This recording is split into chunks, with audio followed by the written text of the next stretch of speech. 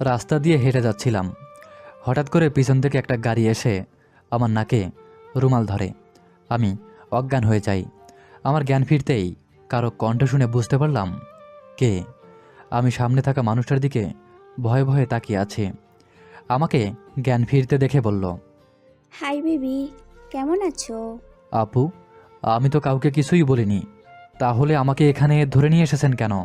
ওলে ওলে আমার বাবুটা কত কিউট ভাবে কথা বলে। বাট বাবু, একদম আপু বলো না, ওকে? না হইলে মুখে মেরে মুখ ভেঙে ফেলবো। আমি ভয়ে ঢোক গিলতে গিলতে বললাম, আমাকে ছেড়ে দিন, আমি বাসায় যাব, আমার অনেক পড়া বাকি আছে। যাবে তো, তার আগে আমার কিছু কাজ আছে না, সেগুলো করে চলে যাও। কি কাজ? আমরা আজ বিয়ে করব, তোমাকে আমার অনেক ভালো লেগেছে। না না, আমি বিয়ে করব না, আপনি অনেক পচা, আপনি মানুষ খুন করেন, আমি আপনাকে বিয়ে করব না। আমার কথা শুনে তিয়া রেগে আমার মাথায় গান পয়েন্ট করলো। আমি ভয়ে ঢোক গিলতে লাগলাম। তিয়া আমাকে বলল, দেখো আয়ান, আমার তোমাকে ভালো লেগে গেছে। এক কথায় আমি তোমাকে ভালোবেসে ফেলেছি। আমাকে যদি বিয়ে না করো, তাহলে আমি তোমাকে একদম উপরে পাঠিয়ে দিব। না না, এমন করবেন না, আমি এত তাড়াতাড়ি মরতে চাই না। তাহলে আমাকে বিয়ে করে নাও। আমাকে বিয়ে করলে তুমি রাজার হালে চলবে, এমনকি সব কিছু থেকে নিরাপদে থাকবে। কেউ তোমাকে অসম্মান করবে না। কিন্তু আপনি তো অনেক পচা। দেখো, আমি পচা মানছি, কিন্তু আমি হুদাই কাউকে মারি না। তুমি আমার সাথে থাকলে বুঝতে পারবে। প্লিজ আমাকে যেতে দিন। আগে বিয়ে করবে, তারপর যেতে পারবে। আপনার আব্বু আম্মু জানে আপনি যে গুন্ডা? আমার মা নাই, আর আমার আব্বুরও তো সময়ও নাই আমার খোঁজ নেওয়ার। ও, কিন্তু আমার মতো গরিব ছেলেকে বিয়ে করে আপনি কি করবেন? আমার ভালো লাগছে, তাই বিয়ে করব। এত কথা বলো না। এই, ওর চোখ বেঁধে দে। আমার চোখ বেঁধে দিল, আমার হাত পা খুলে দিয়ে নিয়ে যেতে লাগলো। আমি বললাম, আমাকে ছেড়ে দেন না, আমাকে বেঁধে রেখে কী লাভ, প্লিজ আমাকে ছেড়ে দিন। আমার কথা কেউ না শুনে আমাকে নিয়ে যেতে লাগলো। অনেকক্ষণ হাঁটার পর রাস্তায় তুলে আমাকে বাইকে বসিয়ে দিল। বাইকে করে অনেকক্ষণ পর বাইক থামিয়ে আমার চোখ খুলে দিল। আমি চোখ ডলতে ডলতে দেখি শপিং মলে নিয়ে এসেছে। তিয়া আমাকে শেরওয়ানি পায়জামা দিয়ে বলল, এইটাই পরে আসো, যাও। বিয়েটা না করলে হয় না? না, হয় না। যাও, পরে আসো। পালানোর চেষ্টা করলে তোমার কপালে কিন্তু দুঃখ আছে, সোজা তোমার বুকে শুট করে দিব। আচ্ছা, যাচ্ছি তো। আমি শেরওয়ানি পায়জামা নিয়ে ট্রায়াল রুমে চলে গেলাম। চেঞ্জ করে বের হলাম। কিছুক্ষণ পর তিয়াকে বের হতে দেখে আমি অবাক। তিয়াকে এই প্রথম শাড়ি পরা দেখছি। ভাবতেও পারিনি তিয়াকে শাড়ি পরাতে এত সুন্দর লাগবে। তিয়া আমার দিকে তাকিয়ে চোখ মারল। আমি ভাবনা জগৎ থেকে বের হয়ে আসি। তিয়া বিল পেমেন্ট করে আমাকে নিয়ে বের হয়ে গেল। সোজা কাজী অফিসে চলে আসলো। কাজীকে টাকা দিয়ে আমাদের বিয়ে পড়ানো শুরু করে দিল। কবুল বলতে না চাইলেও তিয়া আমার কোমরে পিস্তল ঠেকিয়ে ইশারা করলো। আমি সাথে সাথেই কবুল বলে দেই। আমাদের বিয়ে হয়ে গেলে কাজী অফিস থেকে বের হয়ে আসলাম। তিয়া আমাকে দেখে আমার দিকে কার্ড দিয়ে বলল, এখানে আমার নাম্বার আছে, যদি কোনো সমস্যায় পড়ো আমাকে কল করো।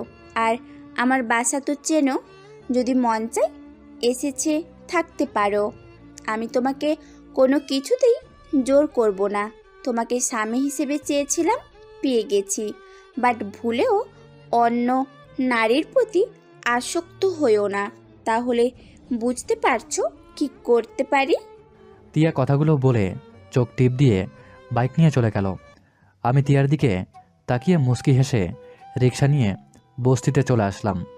আমাকে দেখে রাকিব বলে ওঠে, ভাই, কলেজে যাও নাই? এতক্ষণ কোথায় ছিলে? আর তোমার শরীরে শেরওয়ানি কেন? সবাই তোমার দিকে কিভাবে তাকিয়ে আছে। ভিতরে চল, তারপর খুলে বলছি। আমি রাকিবকে নিয়ে চলে গেলাম। রুমে এসে দরজা লাগিয়ে দিয়ে ফ্রেশ হতে চলে গেলাম। ফ্রেশ হয়ে পোশাক পরিবর্তন করলাম। তিয়া, লেডি গুন্ডা যে আছে না, আমার পিছনে লেগেছে। ওই আমাকে জোর করে তুলে নিয়ে গিয়ে বিয়ে করেছে। আমার কথা শুনে রাকিব অবাক হয়ে গেল। রাকিব আমাকে বলল, মাথা ঠিক আছে? আমার সাথে মজা করছো? মজা করছি না, সিরিয়াসলি। আর একদিকে ভালোই হয়েছে। আরে কিসের ভালো হয়েছে? ওই একটা মাফিয়া লিডার, ওর সাথে বিয়ে হওয়া নিয়ে কিভাবে ভালো হয়? অবশ্যই ভালো হয়েছে, তুই ভালো করে দেখ। আবার যেন প্রেমে পড়ে যাও না। যাই হোক, খাবার খেতে আসো। আমি রাকিবের সাথে খাবার খেতে বসলাম। খাবার খেয়ে নিচে বিছানা করে জায়গা মতো শুয়ে পড়লাম। সাথে সাথে তিয়ার কল আসলো। কলটা রিসিভ করলাম। তিয়া বলল, এই এই, তুমি আমাকে এত ভয় পাও কেন? হুম হুম, দেখো, আমি কিন্তু মানুষ হিসাবে অতটাও খারাপ না। তুমি আমাকে যতটা খারাপ ভাবো। আমি কিছু বলবো না। কিছু বললে তো আপনি আমাকে গুলি করে দেবেন। আরে বাবা না, তুমি তো আমার স্বামী হয়ে গেছো। এখন তোমাকে মারলে তো আমি নিজেই বিধবা হয়ে যাব। তাও ঠিক। তাহলে আপনাকে আমি বেশি ভয় পাবো না, অল্প অল্প ভয় পাবো, ঠিক আছে? আমার কথা শুনে তিয়া হাসতে লাগলো। তিয়া আমার দিকে দুষ্টু নজরে তাকিয়ে বলল, আমার সাথে যদি বাসরটা করতে, তাহলে তোমার সব ভয় একেবারে দূর হয়ে যেত। না বাবা, আমি ওইখানে যাব না। কখন কে কোথা থেকে আমাকে গুলি করে দেবে, আমি এই বয়সে মরতে চাই না।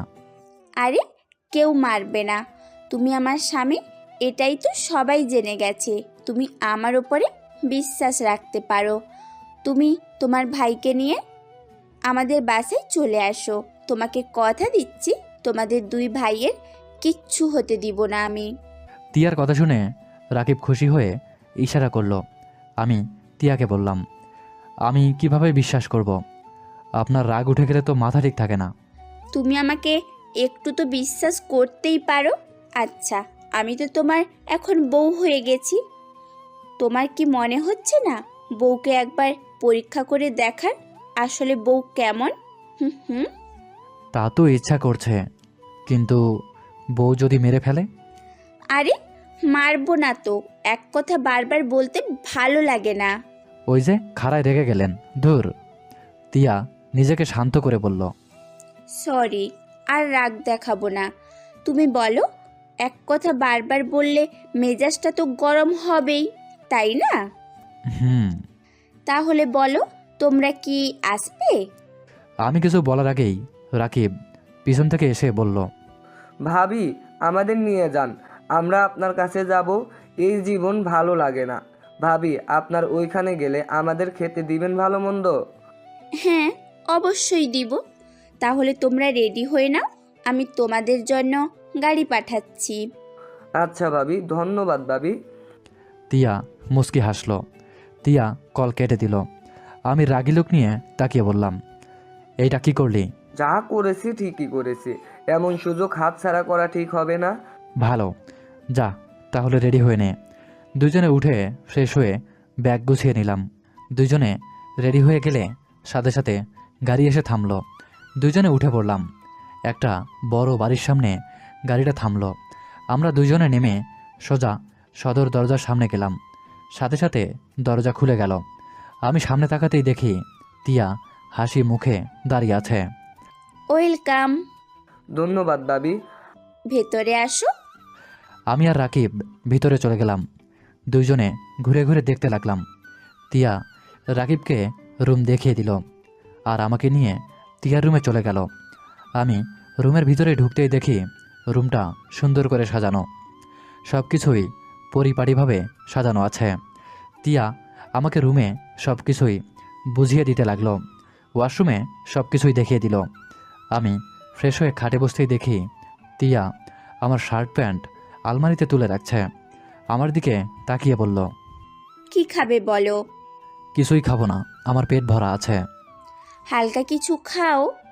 না, আমি ভাত খেয়ে এসেছি। ও আচ্ছা। তিয়া আমার পাশে এসে বসলো। আমার দিকে তাকিয়ে হুট করেই গালে কিস করলো। আমি চমকে গেলাম। গালে হাত দিয়ে তিয়ার দিকে তাকাতেই তিয়া হাসি মুখে বলল, আরে এভাবে তাকিয়ে আছো কেন? আপনি আমার সাথে কিছু করলে কিন্তু আমি এখান থেকে চলে যাব।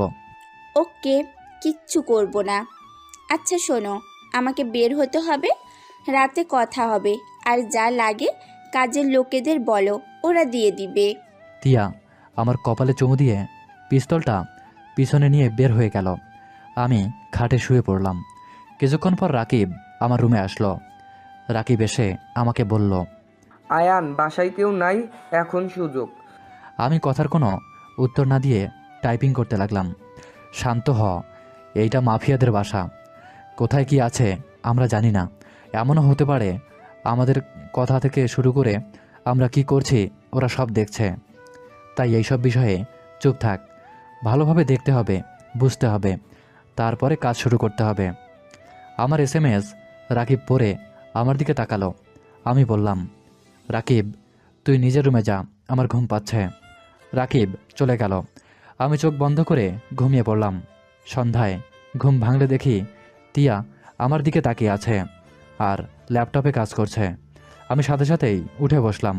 সরি, চোখ লেগে গেছিল। সরি বলার কি আছে শুনি? হুম হুম, ঘুম আসলেই তো ঘুমোবেই। তুমি অনেক সুখী মানুষ, তাই না? কত সুন্দর করে ঘুমাচ্ছিলে। জানো, তোমার মতো করে শান্তিতে ঘুমাতে চাই, বাট আমরা এমন অবস্থায় আছি, চাইলেও যে শান্তিতে ঘুমাতে পারি না, যখন তখন ছুটতে হয়। ও, আপনি এইসব কাজ ছেড়ে দিতে পারেন না? না, এই পেশা আমার ভালো লাগে। এটা কোনো পেশা হলো? হুম, এইটাই আমার নেশা, পেশা। যাও, ফ্রেশ হয়ে নাও। আমি খাট থেকে নেমে ফ্রেশ হয়ে নিলাম। ফ্রেশ হয়ে বাইরে আসলাম। দেখি তিয়া নেই। আমি বারান্দায় গেলে দেখি তিয়া গাড়ি নিয়ে বের হয়ে যাচ্ছে। আমি একটা দীর্ঘ নিঃশ্বাস ফেলে ভাবতে লাগলাম, এর সাথে কিসের সংসার শুরু করব। এ তো যখন তখন বের হয়ে যায়, 1 মিনিটও বাড়িতে বসতে দেখি না। যাক, এসব ভেবে লাভ নেই, বাড়িটা ঘুরে দেখি। আমি কথাগুলো ভেবে পুরো রুম ভালো করে দেখতে লাগলাম। রুম থেকে বের হয়ে সারা বাড়ি ঘুরে ঘুরে দেখলাম। হঠাৎ করে একটা রুমের কাছে গিয়ে দেখি তালা বন্ধ করা। দরজার সামনে একজন আছে। সে বলে ওঠে, স্যার, ওইখানে যায়েন না। ম্যাম এই রুমের সামনে কাউকে পছন্দ করেন না, রেগে যায়। আমি কিছু না বলে ওখান থেকে চলে যাচ্ছিলাম আর ভাবতে লাগলাম, এই রুমে তো আমাকে যেতেই হবে, দেখতে হবে কি আছে এই রুমে। আমি রাকিবের রুমে গেলে সাথে সাথে রাকিব আমাকে টান দিয়ে নিজের কাছে নিয়ে আসে। দরজা লাগিয়ে দিয়ে বলল, দোস্ত, আমরা ভুল পথে এগিয়ে যাচ্ছি। মানে? আমরা ভাবিকে মাফিয়ার ভাবছি, আর ওইদিকে দেখ এটা কি। আমি রাকিবের ফোনে ছবিগুলো দেখে অবাক হয়ে গেলাম। আমি হাতে নিয়ে ভালো করে দেখতে লাগলাম। তারপর মুখে হাসি টেনে বললাম, যাক, ভালোই হয়েছে। বাট তুই এইসব কোথায় পেলি? পরে বলবো, তুই ঠিক বলছস। ভাবি সব জায়গায় ক্যামেরা রেখে দিয়েছে, এই বিষয়ে কথা না বলা ভালো।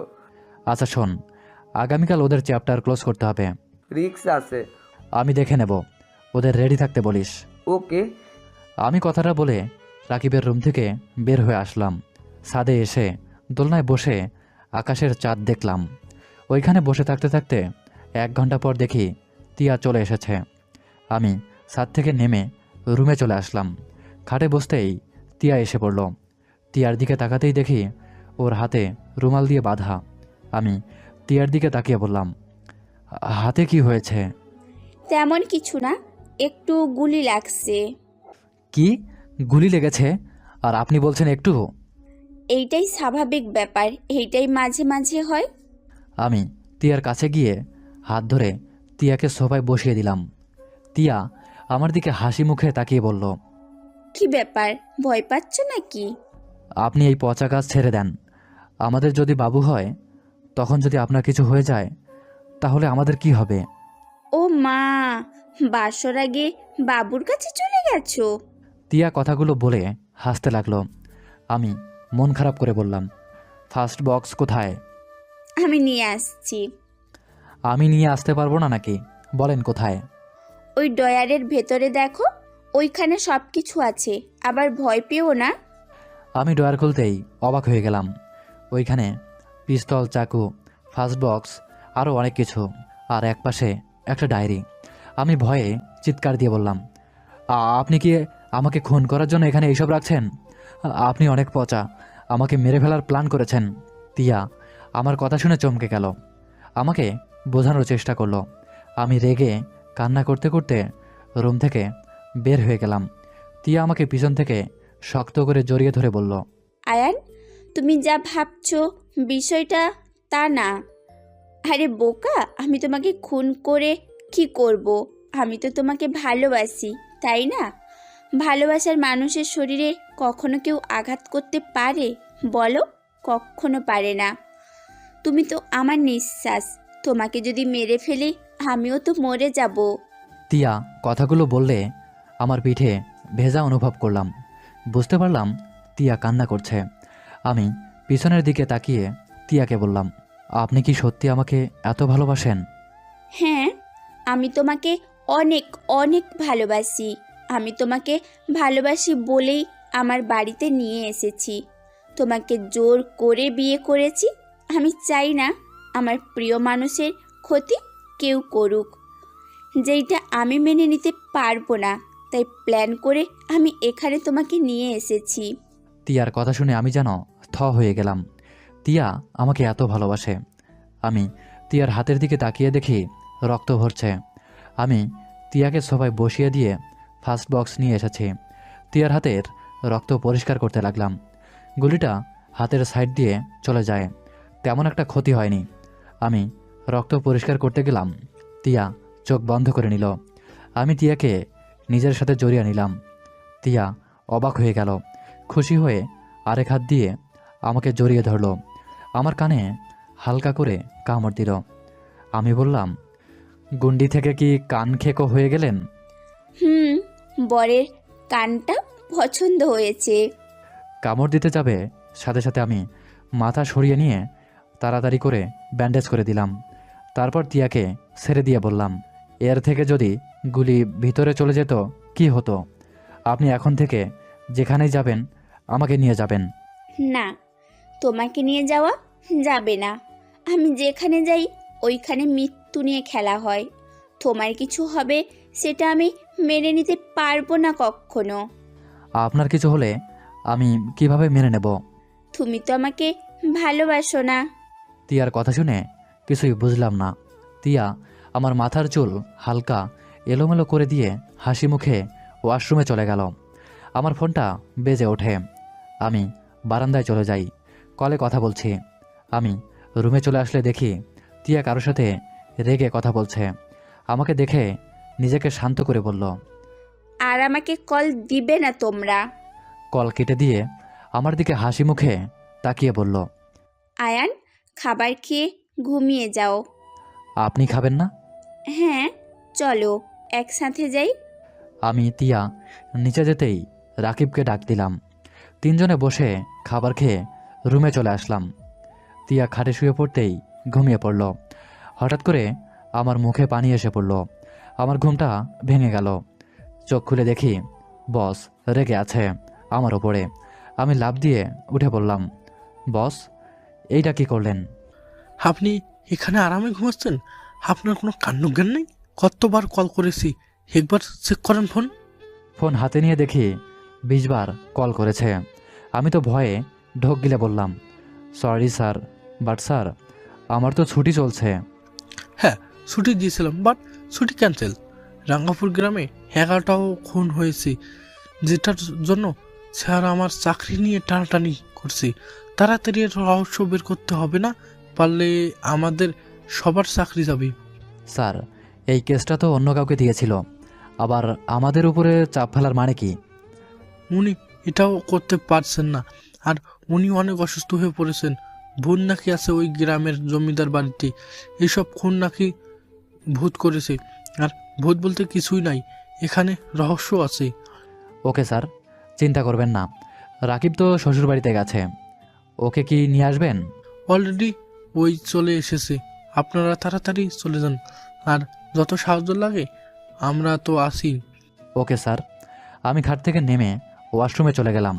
ফ্রেশ হয়ে বের হয়ে ব্যাগ গোছাতে লাগলাম। রাকিবের রুমে এসে বললাম, কি ব্যাপার, তোর খাটের উপরে ভেজা কেন? খার্চ করছে। শালা আসলে একটা মাদারবোর্ড। নতুন নতুন বিয়ে করেছি, একটু তো বোঝা দরকার ছিল। শালার জন্য একটু শান্তি নাই। কষ্ট পাস না, আগে ভূত দেখে আসি, তারপরে হানিমুনে চলে যাস। আর হানিমুন যেখানে যাব শালা কল দিবেই। রাগ শুনে ফেলবে। আমি রাকিব দুজনে রুম থেকে বের হয়ে গেলাম। গাড়িতে উঠলে রাকিবকে বললাম, রাকিব, আমি বারবার তিয়াকে স্বপ্ন দেখছি, আমার আর সহ্য হচ্ছে না। ওদের খুন করেও মনে শান্তি নাই।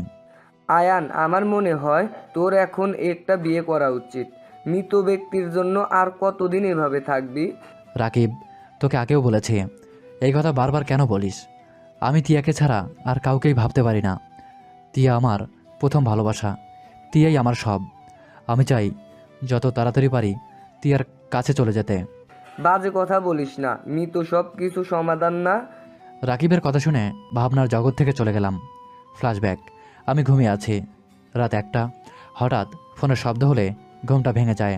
ঘুম ঘুম চোখে ফোনটা হাতে নিয়ে ওপাশ থেকে বলে উঠল, স্যার, আপনি কি তিয়া ম্যামের হাজবেন্ড বলছেন?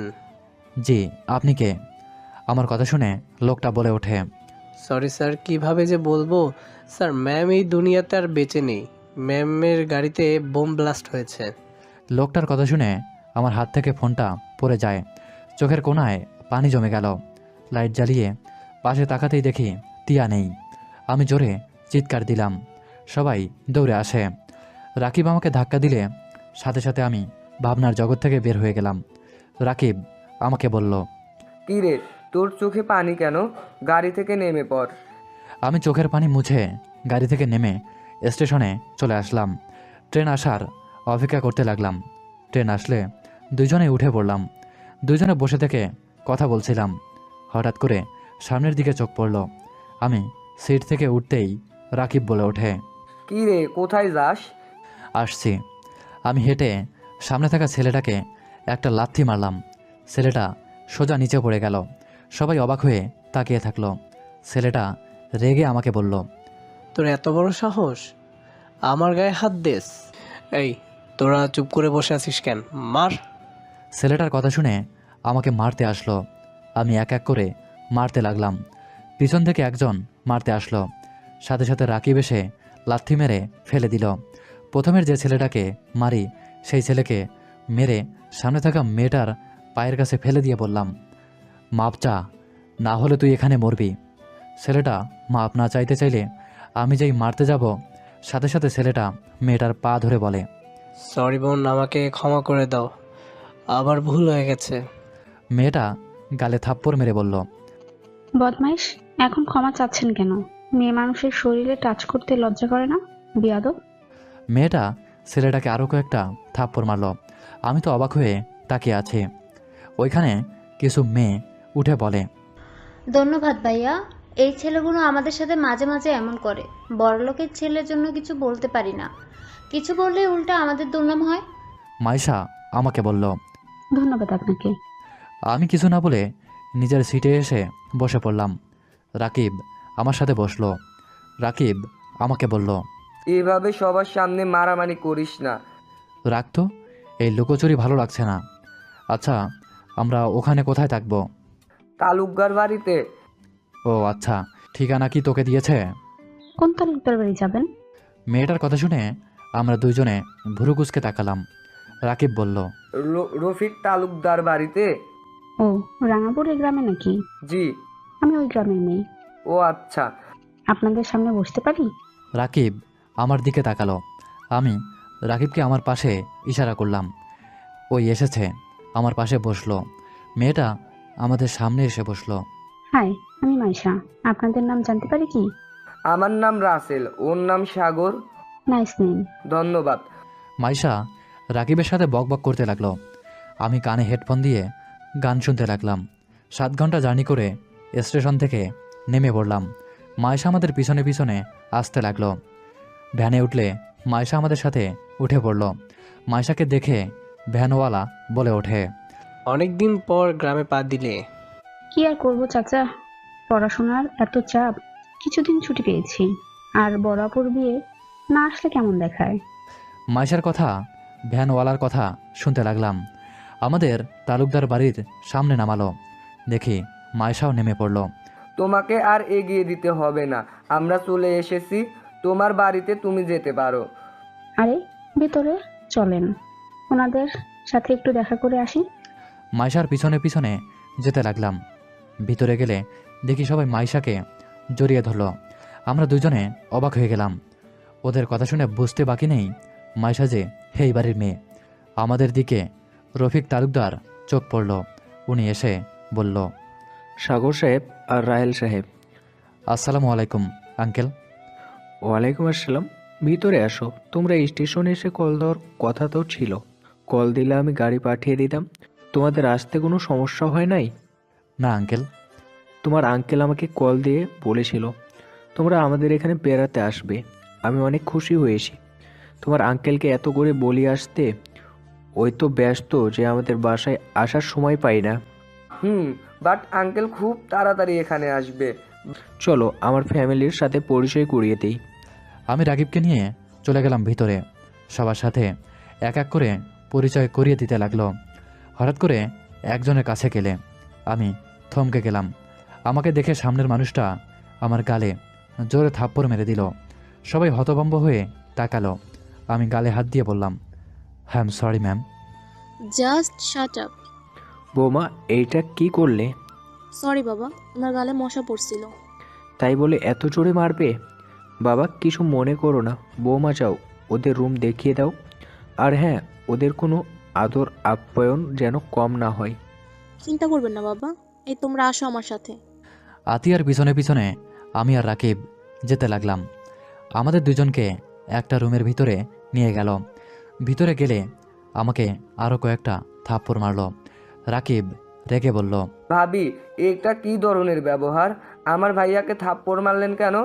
আমার ইচ্ছা হয়েছে তাই আমি মারছি। রাকিব চুপ থাক। আমার কলার ধরতে আসে। সাথে সাথে একটা মেয়ে এসে বলে, আম্মু আমি এসেছি দেখো। কথাটা বলে আতিয়াকে জড়িয়ে ধরল। আমি মেয়েটাকে দেখে খুশিতে চোখের পানি চলে আসলো। মেয়েটাকে কাছে ডেকে সারা মুখে চুমু দিলাম। মেয়েটা অবাক হয়ে গেল। আমি মেয়েটাকে বললাম, আম্মু তোমার নাম কি? আমার দিকে অবাক হয়ে বলে, কি ব্যাপার আঙ্কেল, আপনি কান্না করছেন কেন? আর আমাকে এত আদর করছেন কেন? আর আমার নাম রাফিয়া তালুকদার। তোমার নামটা আমার আম্মুর নামের সাথে মিল আছে। তোমাকে কিছুটা আমার আম্মুর মতোই দেখতে, তাই তোমাকে অনেক আদর করতে ইচ্ছা করছিল। আমার কথা শুনে রাফিয়া বলে, ও আচ্ছা। রাফিয়া, যা রুমে গিয়ে ফ্রেশ হয়ে ড্রেস চেঞ্জ করে নে। রাফিয়া আমাকে বলে, আঙ্কেল থাকেন, আমি যাই। কথাগুলো বলে চলে গেল। আমি আতিয়ার দিকে তাকিয়ে বললাম, তোমার এখানে বিয়ে হয়েছে? দেখতে তো পারছিস। আমি আতিয়াকে শক্ত করে জড়িয়ে ধরলাম।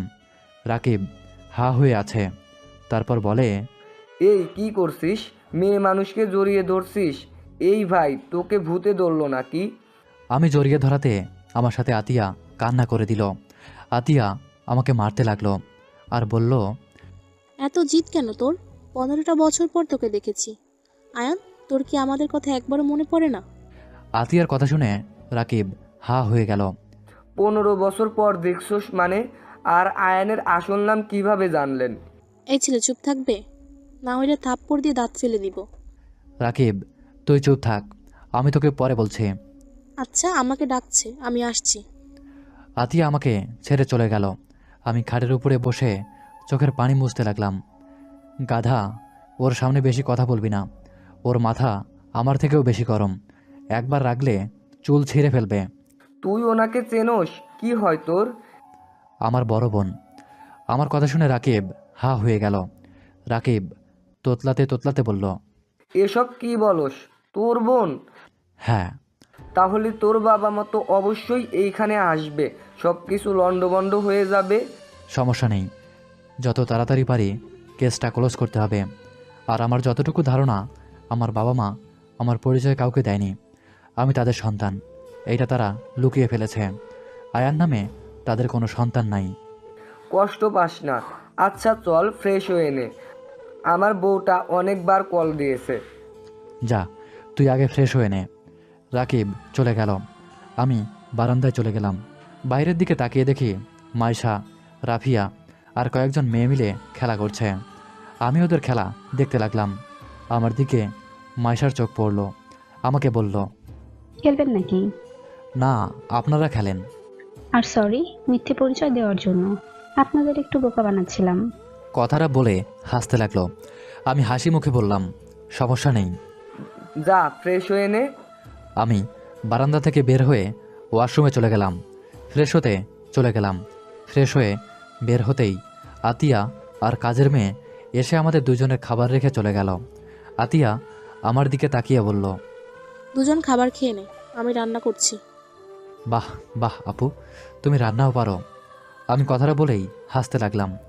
আতিয়া আমার মাথায় হালকা থাপ্পড় দিয়ে বলে, 12 বছর ধরে বিয়ে হয়েছে, রান্না পারবো না? তোর কি মনে হয়? কি 12 বছর ধরে? মানে তোমার পড়াশোনা শেষ করনি? না, ভালো ছেলে পেয়েছে, দিয়ে দিয়েছে। ওই লোকটা কখনোই কারো কথা ভাবে না, সব সময় নিজের স্বার্থটাই বোঝে। তার যা ভালো মনে হয় তাই করে।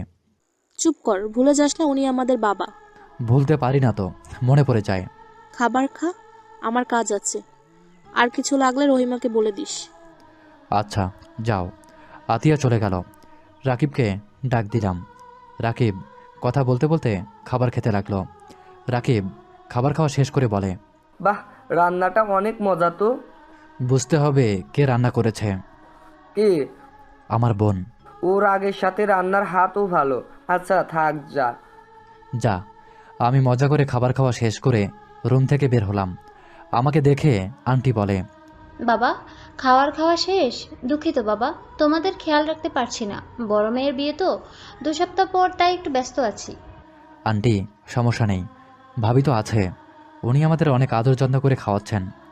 আমার কথা শুনে আতিয়ার হাজব্যান্ড রাতুল আমার দিকে ভালো নজরে তাকালো না। দেখে বোঝা যাচ্ছে আমার কথা শুনে ওনার রাগ হচ্ছে। আমি কিছু না বলে বাইরে আসলাম। বাইরে এসে রাফিয়া বলে, আঙ্কেল কোথাও যাচ্ছেন?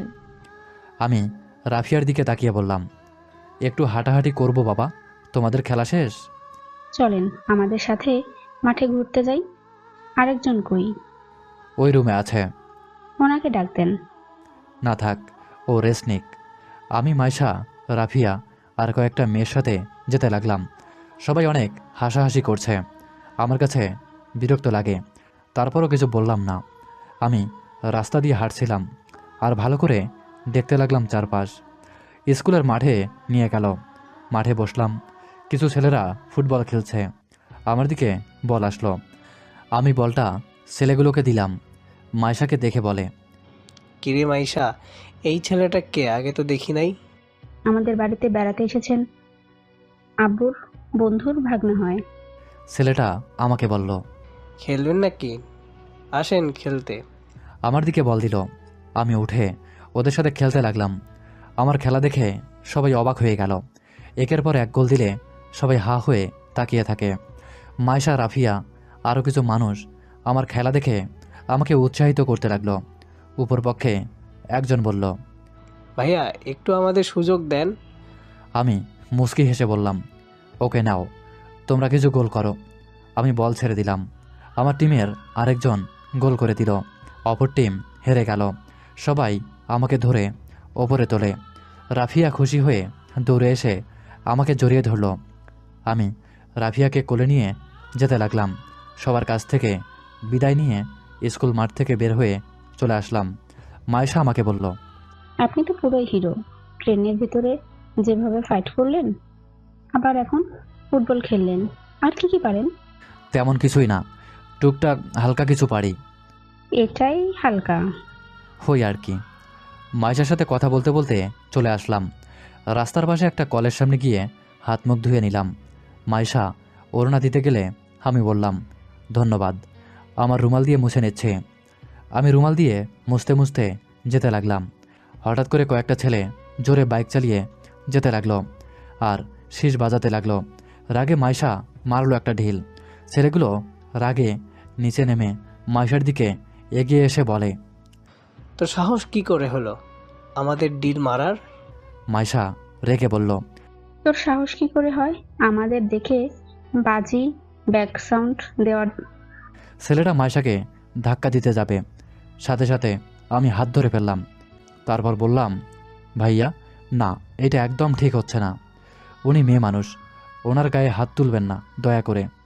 আমার দিকে তাকিয়ে আমাকে ধাক্কা দিয়ে বলে। তুই কে রে? রাফিয়া বলে। চাচু, আপনি আঙ্কেলকে ধাক্কা দিলেন কেন? আমি কিন্তু আব্বুকে বলে দিব। রাফিয়ার গাল টেনে ধরে বলে।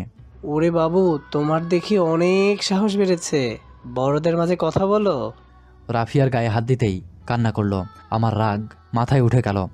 আমি রাফিয়ার গালে হাত বুলিয়ে দিতে দিতে বললাম, আম্মু কান্না করে না। ভাই এইটা কি করলেন? এত জোরে কেউ গাল চেপে ধরে? ওর গালটাই তো লাল হয়ে গেছে। আমাকে ধাক্কা দিয়ে ফেলে দিতে আসলো। আমি হাত ধরে ঘুরিয়ে পিছনে হাত মোচড় দিয়ে ধরে বললাম, রাফিয়ার গাল এই হাত দিয়ে চাপ দিয়েছিস তাই না? আমি তোর এই হাতটাই ভেঙে ফেলবো। অন্য ছেলেগুলো এসে আমাকে মারতে আসে। তখনই একটা গাড়ি এসে আমাদের সামনে থামলো। গাড়ি থেকে নামলো দেখি রফিক সাহেব। নেমে বলে, এখানে হচ্ছেটা কি?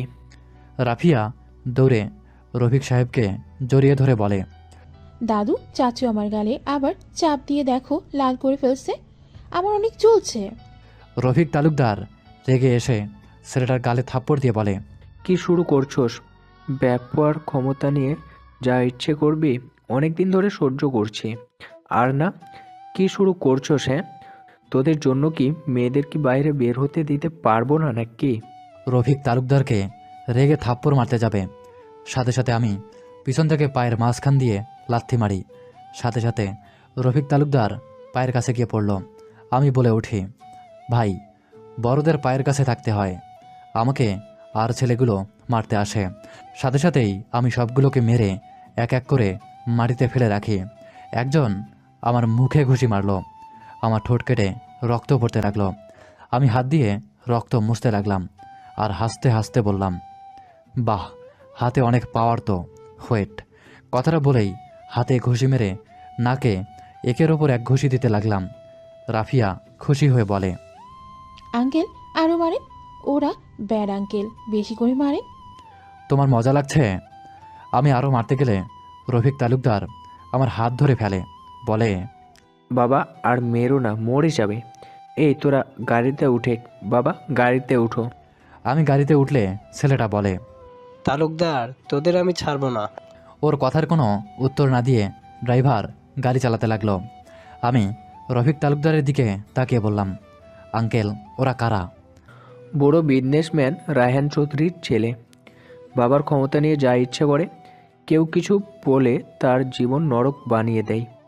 এই যে তুমি মারলে, এখন তোমার ওপর ওদের নজর পড়লো। তুমি বাবা ঢাকা চলে যাও, আমি চাই না তোমাদের কোনো ক্ষতি হোক। আঙ্কেল চিন্তা করবেন না, আমিও দেখতে চাই ওরা কি করতে পারে। আর আমার আঙ্কেলকে তো চেনেন, আমাদের কিছু করলে ওদের ছাড়বে নাকি? ওর বাবার রাজনৈতিক দলের সঙ্গে ভালো সম্পর্ক। ওইসব নিয়ে ভাববেন না। আর সরি, আমার জন্য আপনারা বিপদে পড়ে গেলেন। আমার জন্য যখন পড়েছেন তখন আমি আপনাদের রক্ষা করব। না বাবা, তোমার জন্য কিছু হয় নাই। এভাবে আর কতদিন চুপ থাকবো? চুপ থাকতে থাকতে মাথায় উঠে গেছে। চুপ থাকার থেকে প্রতিবাদ করাই ভালো। আব্বু, ওনাকে ভেবো না, উনি অনেক সাহসী।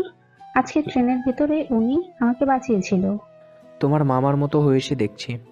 মামার সাথে থাকি তো, তাই এইসব অন্যায় দেখলে চুপ থাকতে পারি না। যাই হোক বাবা, এসব ভিতরে যাওয়ার দরকার নেই। বাসার সামনে গেলে গাড়ি থেমে গেল।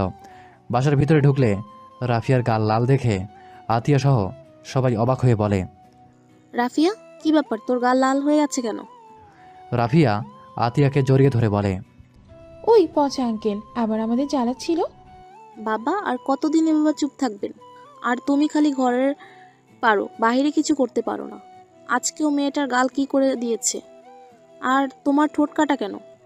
আমি কিছু বলার আগেই রাফিয়া বলে, আরে আম্মু, আঙ্কেল তো ওদের মেরে ভর্তা বানিয়ে দিয়েছে।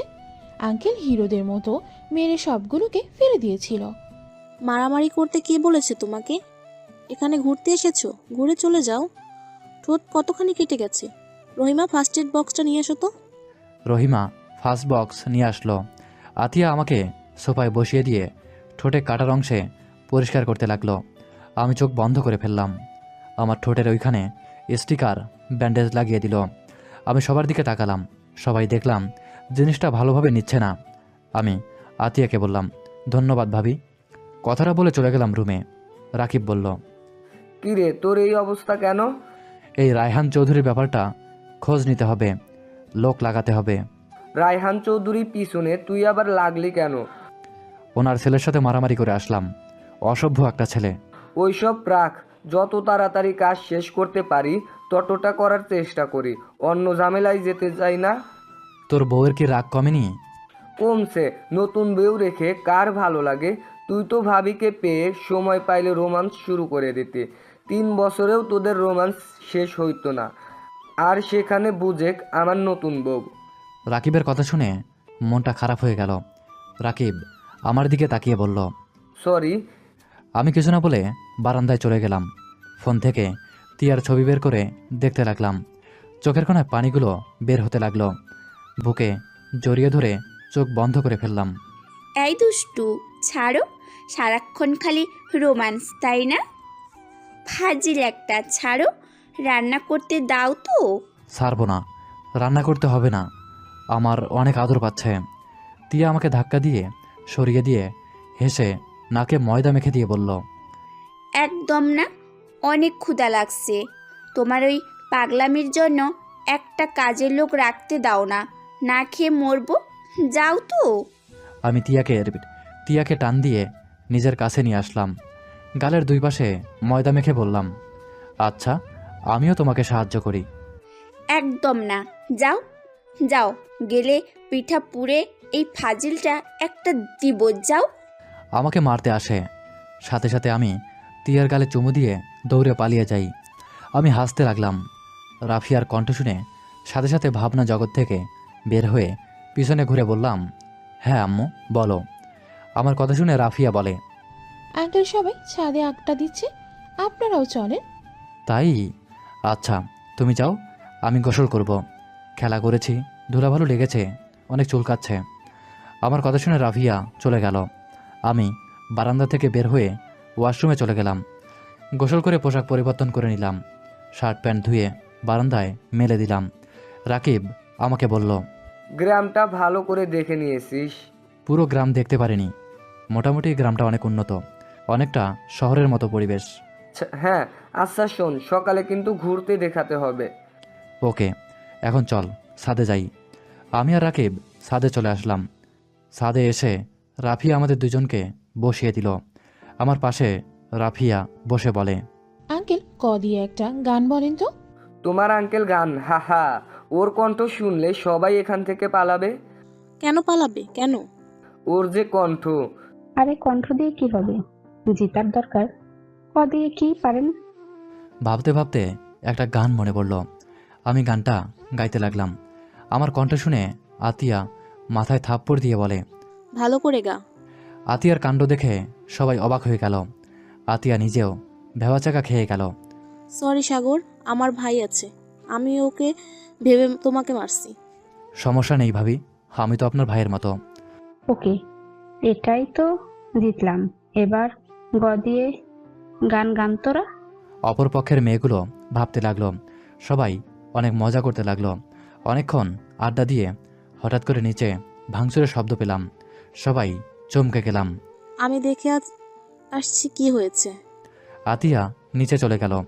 আমরা আড্ডা দিতে লাগলাম। হঠাৎ করে আতিয়ার কণ্ঠ আসলো। সবাই দৌড়ে নিচে যেতে লাগলাম। আমি রাকিবকে বললাম, চল তো দেখি কি হয়েছে।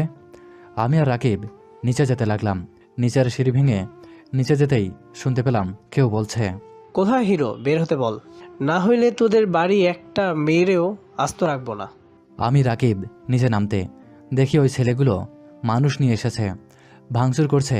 হঠাৎ করে একটা মেয়ে এসে ছেলেটার গালে থাপ্পড় মারল। ছেলেটা রেগে বলে, আপু তুই এখানে? আপু তুই এখন এখান থেকে যা, আমি ওই ছেলের হাত পা ভেঙে এখান থেকে যাব না। আমি পিছন থেকে বলে উঠলাম, এখানে আমি। আমার কণ্ঠ শুনে সবাই আমার দিকে তাকালো। আমাকে মারতে আসে। আতিয়া বলল, দেখো, উনি আমাদের বাড়িতে বেড়াতে এসেছে, প্লিজ ওর কিছু করবে না, ও না বুঝে তোমাদের গায়ে হাত তুলেছে। ছেলেটা আতিয়াকে ধাক্কা মেরে ফেলে দিল। আমার রাগ উঠে গেল। আমি হাত মুঠো করে মারতে যাব, সাথে সাথে রাকিব আমার কাঁধে হাত দিল। আমি ওর দিকে তাকিয়ে দেখি ও ভয়ে কাঁপছে। আমি রাকিবের চোখের ইশারা অনুযায়ী সামনে তাকালাম। ছেলেটা মারবে, সাথে সাথে আমি হাত ধরে ফেললাম। মারতে যাব, সাথে সাথে ছেলেটার পিছনের ব্যক্তিকে দেখেই আমি থমকে গেলাম। আমি হাত নামিয়ে নিলাম। ছেলেগুলো আমাকে মারতে লাগলো। আমি ঠেকানোর চেষ্টা করতে লাগলাম। সবাই ঠেকানোর চেষ্টা করতে গেলে কারো কথাই শুনল না। আমাকে মেরে যেই লাথি মারে, আমি সাথে সাথে ওই ব্যক্তিটার পায়ের উপরে গিয়ে পড়লাম। আমি উঠে ওই ব্যক্তিটার গাল চেপে ধরে কান্না কণ্ঠে বললাম, তিয়া। কথাটা বলে আমি তিয়াকে জড়িয়ে ধরলাম। সবাই হতভম্ব হয়ে গেল। ছেলেটা আমার কলার ধরে মুখে ঘুষি মেরে বলে, তোর এত বড় সাহস, আমার বোনকে জড়িয়ে ধরস? আমাকে মারতে আসে। সাথে সাথে তিয়া বলে ওঠে, এই এই ওয়েট, এই ছেলে তুমি আমার নাম কিভাবে জানলে? আর এই সব কি বলছো? আমি বেঁচে আছি মানে? তিয়া, এসব কি বলো? আমাকে তুমি চিনতে পারছো না? আমার তো মনে হয় না তোমাকে কোথাও দেখেছি। তুমি আমার নাম কিভাবে জানো? কি বলছেন এইসব? আমাদের চেনেন না? না, আপনাদের তো আজ নতুন দেখছি। ও সাগর মনে হয়। আমরা যাকে ভাবছি সেই না। আর ওনার সাথে এনার কোনো মিল তো নেই। উনি কোথায় ছিল? রাগী আর পরে থাকতো। শার্ট প্যান্ট, তার স্টাইল আলাদা। আর ওনাকে দেখে তো গ্রামের মেয়েদের মতো লাগছে। না, এইটাই তিয়া। আমার সাথে মজা করছো? সাগর, উনি সেই না। যদি সেই হইতো তাহলে তিনি বেঁচে আছে, অথচ আমাদের সাথে যোগাযোগ করতো না। তিয়ার ভাই বলে ওঠে। এই, তোদের নাটক বন্ধ কর। কথাটা বলে আমাকে টেনে মারতে লাগলো। আতিয়া দৌড়ে এসে তিয়ার ভাইয়ের পা ধরে বলে, প্লিজ তুমি ওকে ছেড়ে দাও, ওকে আর মেরো না, ও মরে যাবে। আতিয়াকে পা দিয়ে লাথি দিয়ে সরিয়ে দিল। আমার মাথা গরম হয়ে গেল।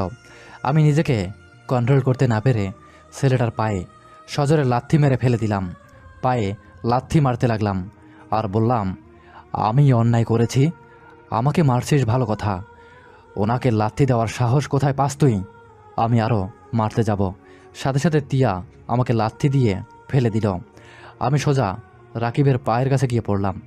সবাই অবাক হয়ে গেল। তিয়া নিজেও অবাক হয়ে বলল, এইটা কি করলাম? আমার পায়ে এত শক্তি কিভাবে আসলো? তিয়ার ভাই আমাদের দিকে সবাইকে ইশারা করল। রাকিব এক এক করে মেরে ফেলে দিল। তিয়া তার ভাইকে বাঁচাতে রাকিবকে মারতে লাগলো। রাকিব তিয়ার গায়ে হাত তুলতে পারল না। রাকিব তিয়াকে বলল, বাহ, আপনি তো দেখি আমাদের মারছেন। আপনার ভাই যে ওনাদের সাথে অন্যায় করলো, আমার ভাইকে মারলো, সেদিকে কোনো খেয়ালই নাই। আর আপনার ভাইকে মারতে গেছি, আমাদের মারছেন। আমাকে মারছেন মেনে নিলাম, বাট ওকে আপনি কিভাবে মারতে পারলেন? ওকে যে ওকে মারতে পারবো না?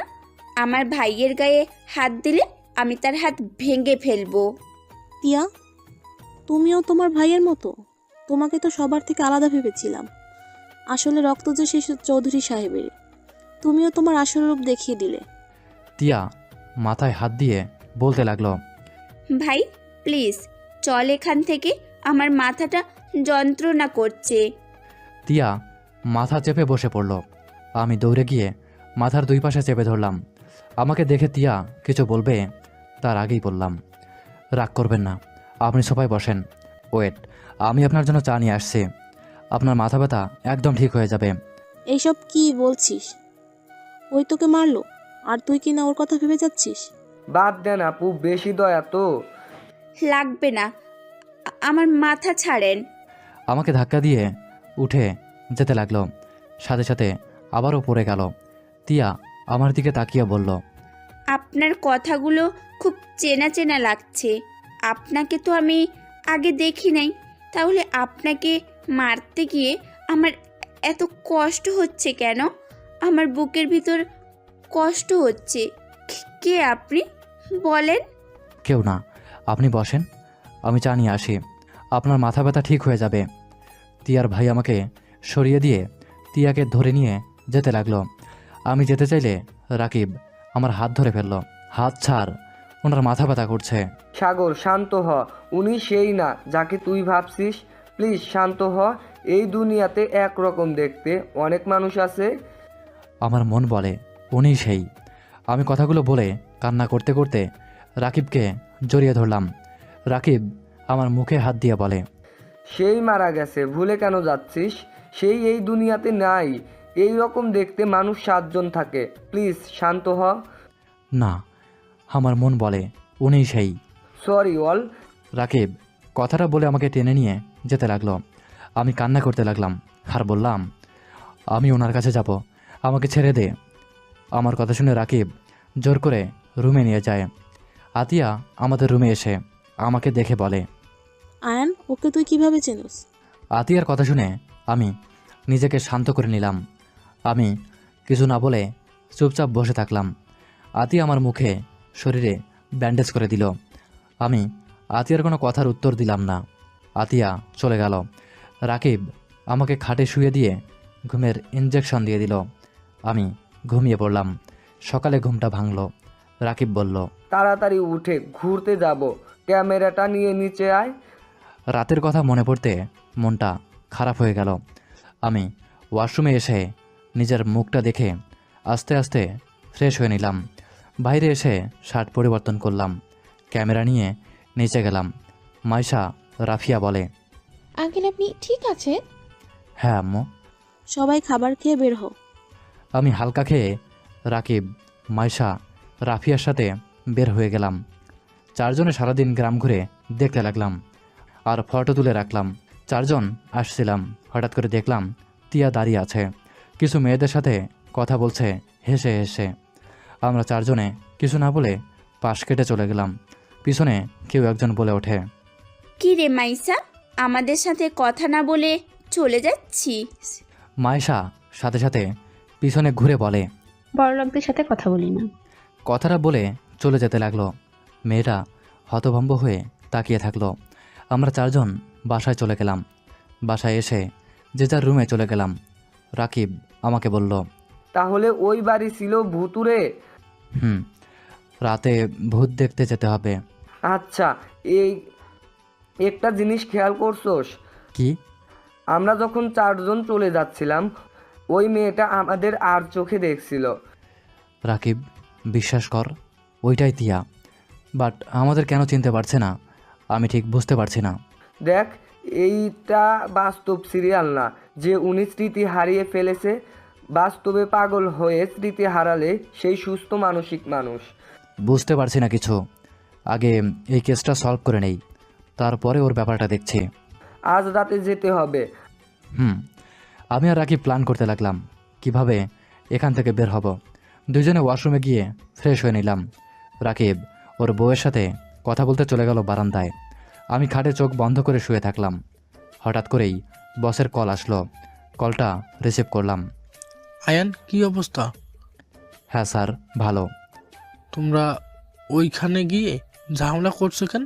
তোমরা কি শত্রু তৈরি করতে চাও আরও নাকি? স্যার দেখেন, অন্যায় দেখলে আমার মাথা ঠিক থাকে না। আমি চুপ করে বসে থাকতে পারবো না। তোমাদের যে কাজে পাঠিয়েছি ওটাও দেখো। আর হ্যাঁ শোনো, সবাই সাবধানে থাকো। জি। আমি বসের সাথে কথা বলে ফোনটা রেখে দিলাম। খাবারের জন্য ডাক দিলে আমরা 2 জনে খাবার খেয়ে কিছুক্ষণ কথা বলে রুমে চলে আসলাম। রাত 1টার দিকে 2 জনে বারান্দার পাইপ ধরে নিচে নেমে গেলাম। আস্তে আস্তে পা টিপে পিছনের দেয়াল টপকে বের হয়ে গেলাম। গুপ্তচর বাইক নিয়ে আসলো। 2 জনে বাইকে উঠে পড়লাম। তারপর এখান থেকে সোজা 3 জনে মর্গে চলে গেলাম। পুলিশ অফিসার আমাদের সাথে ভিতরে ঢুকলো। আমাদের সব কিছুই চেক করে দেখাতে লাগলো। লাশগুলো দেখে বেশ অবাক হলাম। পুলিশ অফিসার বলে, স্যার আমার মনে হয় এইটা কোনো ছেলে মানুষের কাজ। এমন ভয়ঙ্করভাবে মেরেছে, আর তার থেকে বড় কথা একই প্যাটার্নে সবাইকে মেরেছে। আপনারা যেখানে লাশগুলো পেয়েছেন সেইখানে আমাদের নিয়ে চলেন।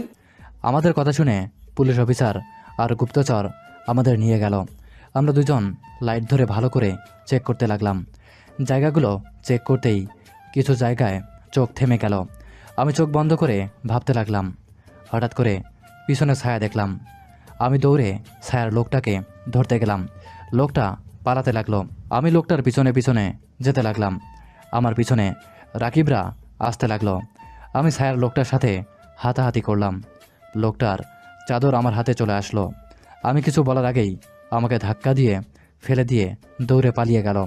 আমার কাছে এসে রাকিব বলল, ঠিক আছে বস। হ্যাঁ ঠিক আছে। আমি এই চাদর কোথা থেকে আসলো? ছায়া মানবের কাছ থেকে পেলাম। চল এখান থেকে। আমি চাদরটা লাইট দিয়ে ভালো করে দেখতে লাগলাম। তারপর চাদরটা নিয়ে চলে আসলাম। রাস্তায় এসে ভূতের বাড়িতে যেতে চাইলে পুলিশ যেতে না করলো। আগামীকাল আসতে হবে, সকাল হয়ে যাবে, তাড়াতাড়ি যেতে হবে। আমরা পুলিশকে রেখে গুপ্তচর সাথে চলে গেলাম। নামিয়ে দিয়ে গেলে দুইজনে দেয়াল টপকে ভিতরে পাইপ ধরে রুমে চলে আসলাম। চাদরটা ব্যাগের ভিতরে লুকিয়ে রাখলাম। তারপর দুজনে ফ্রেশ হয়ে জুতা ধুয়ে পরিষ্কার করে খাটে শুয়ে পড়লাম। সকালে ঘুম থেকে উঠে নিচে চলে আসলাম। দেখি সবাই বসে থেকে হাসাহাসি করছে। আমাদের দেখে আমাদের বলতে লাগলো। আমরা বসে থেকে তাদের কথা শুনতে লাগলাম। হঠাৎ করে আমার চোখ গেল একজনের ওপরে। আমাকে দেখে হাত লুকিয়ে ফেলল। আমি অন্যদিকে চোখ ছড়িয়ে নিলাম। সবার সাথে কথা বলে খাবার খেতে চলে গেলাম। খাবার খাওয়া শেষ করে দুজনে বাসা থেকে বের হলাম। আমাদের পিছনে পিছনে 3টা বাইকে করে 6 জন ছেলে আমাদের পিছন পিছন আসতে লাগলো। কি ব্যাপার রে, এই বাইকগুলো আমরা যে দিক দিয়েই যাচ্ছি সেদিকেই যাচ্ছে কেন? আমাদের পিছনে লেগে আছে নাকি? ওয়েট, সামনের বড় গাছটার পাশে চল, দেখা যাক কি হয়। আমার কথা মতো রাকিব আমার পিছনে পিছনে যেতে লাগলো। বড় গাছটার কাছে গেলাম। ছেলেগুলো আমাদের দুজনের চারপাশে ঘুরতে লাগলো। একজনে চাকু দিয়ে মারতে আসে। সাথে সাথে আমরা দুজনে নিচে বসে পড়লাম। বাইকের চাকার ভিতরে কিছু ইটের টুকরা দিলাম। বাইক সাথে সাথে থামিয়ে দিল। ছেলেগুলো নেমে মারতে আসে। সাথে সাথে দুইজন এক এক করে মারতে লাগলাম।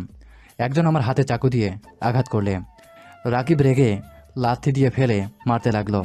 আমরা দুজনে ওদের 6 জনকে মেরে ওইখানে একসাথে বসিয়ে বললাম, আমাদের মেরে তোদের লাভ কি? আমাদের মারতে কে পাঠিয়েছে? বল কে পাঠাইছে? ওয়েট, আমার মনে হয় চৌধুরী সাহেবের ছেলে পাঠাইছে। না, ও পাঠায়নি। ও পাঠালে কখনোই ওদের পাঠাতো না, ও নিজেই আসতো। সত্যি করে বল, কে পাঠিয়েছে? আমরা মারতে যাব, সাথে সাথে ভয়ে নামটা বলে দিল। দুইজনে অবাক হয়ে গেলাম। আমি ওদের বললাম, আচ্ছা তোরা যা। আর হ্যাঁ, আমাদের যে নাম বলেছিস এইটা ওকে জানতে দিস না। ছেলেগুলো তাড়াতাড়ি করে বাইকে উঠে চলে গেল। রাকিব আমার দিকে তাকিয়ে বলল, তোর বোনের জামাই আমাদের কেন মারতে চায়? আমরা ওর কি ক্ষতি করেছি? আমি ঠিক বুঝতে পারছি না। গতকাল রাতে ওই দুলাভাই আমাদের পিছু নিয়েছিল। আমাদের মাঝে হাতাহাতি হলে দুলাভাইয়ের হাতে খামচি লেগেছিল।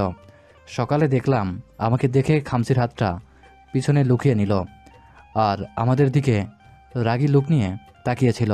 তোর দুলাভাইকে ধরলে ব্যাটার বুঝে যাবে। আগেই না, আমাদের প্রমাণ দরকার, তাহলেই তার মুখোশ খুলতে পারবো। ওই বাড়িতে যাবি নাকি? আমি আর রাকিব ওই বাড়িতে চলে গেলাম।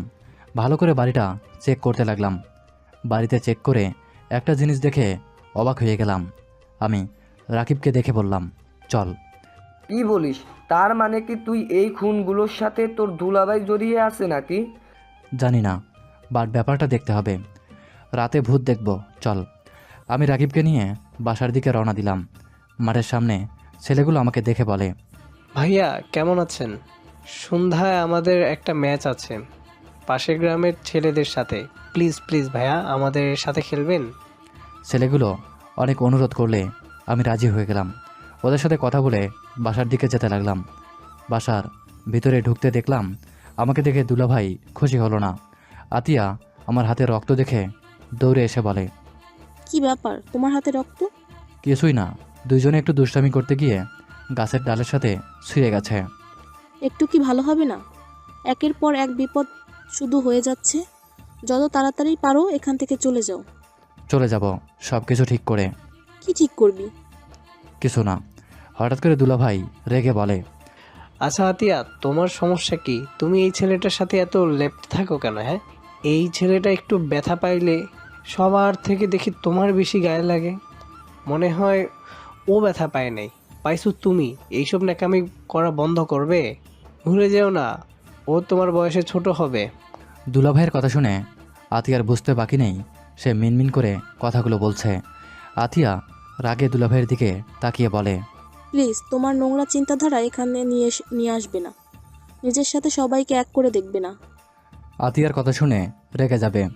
সাথে সাথে আমি থামিয়ে দিয়ে বললাম, প্লিজ আমার জন্য নিজেদের মধ্যে ঝগড়া করবেন না, আর আপনি আমার থেকে দূরে থাকেন। ভাইয়া যখন পছন্দ করছে না। রাখো তো ওর কথা, ওই নিজেই যেমন সবাইকে তেমন আছে। দুলাভাই রেগে আবুর দিকে দেরে আসবে।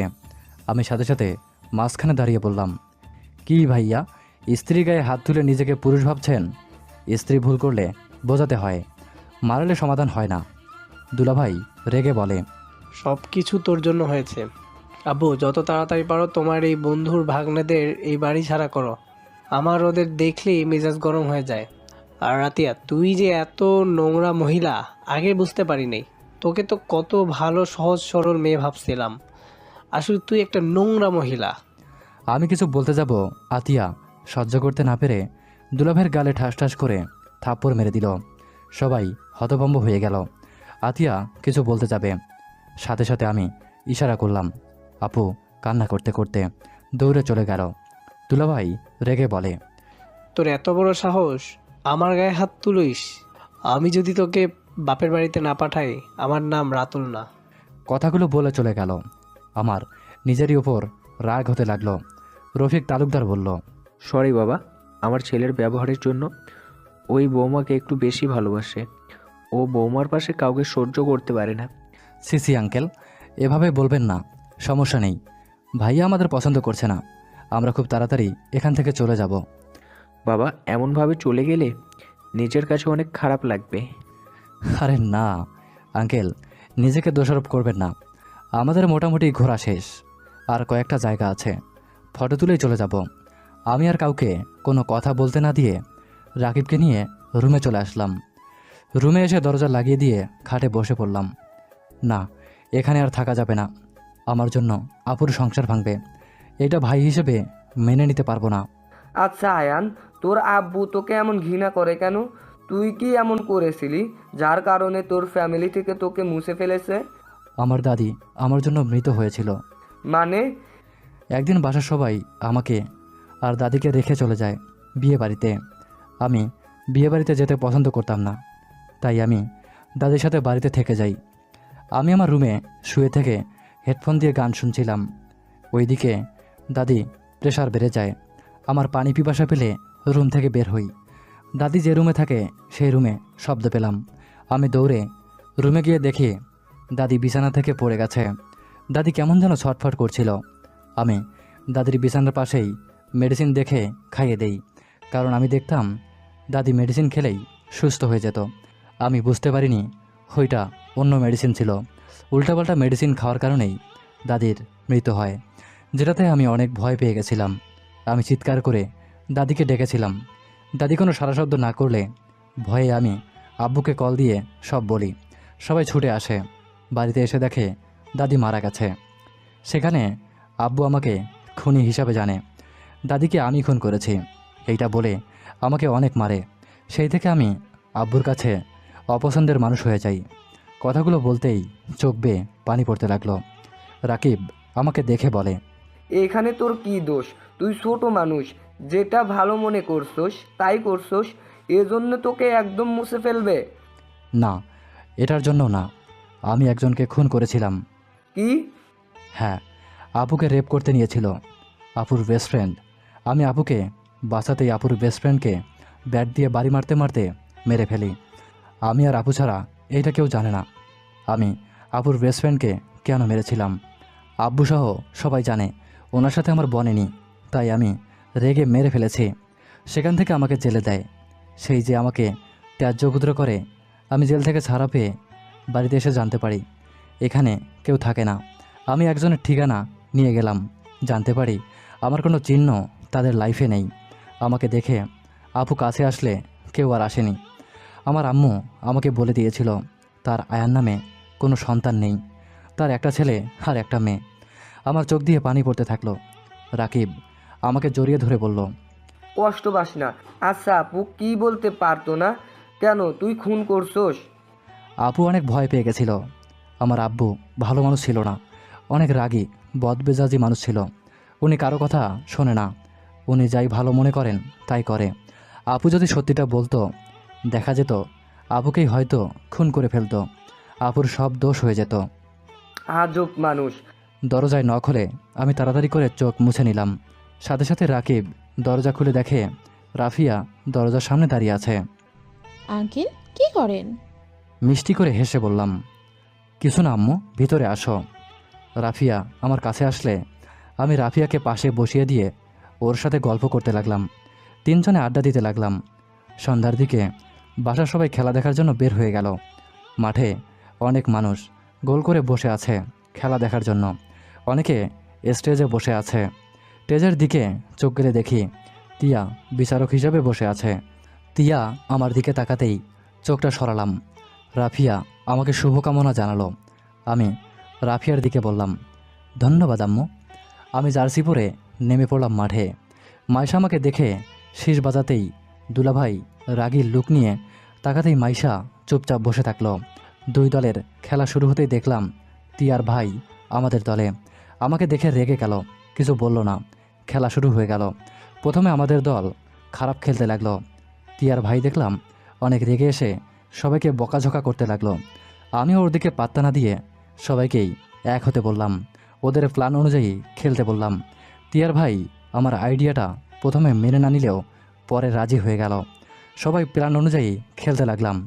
গোল করার জন্য প্রতিবার তিয়ার ভাইয়ের দিকে দিলে প্রতিবারই গোল তিয়ার ভাই করতে লাগলো। লাস্ট গোলটা আমি দিয়ে দিলাম। তিয়ার ভাই দৌড়ে এসে আমাকে জড়িয়ে ধরলো। তিয়ার ভাই বলে, থ্যাংক ইউ, তোমার জন্য আমরা জিততে পারলাম, না হলে এবার হেরেই যেতাম। সবাই তিয়ার ভাইকে কোলে তুলে নিল।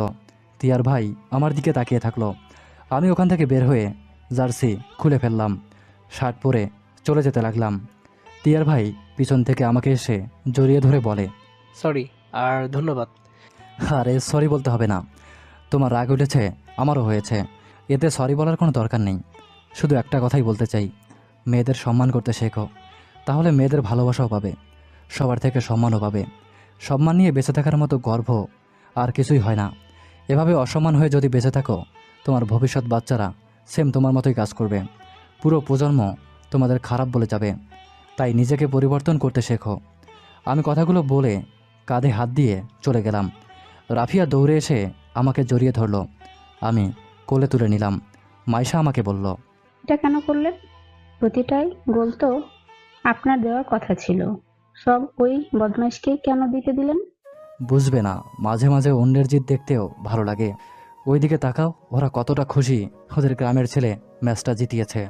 এখানে আমি যদি গোল করতাম তাহলে ওরা বলতো ভাড়া করে নিয়ে এসে জিতেছে। তাও ঠিক।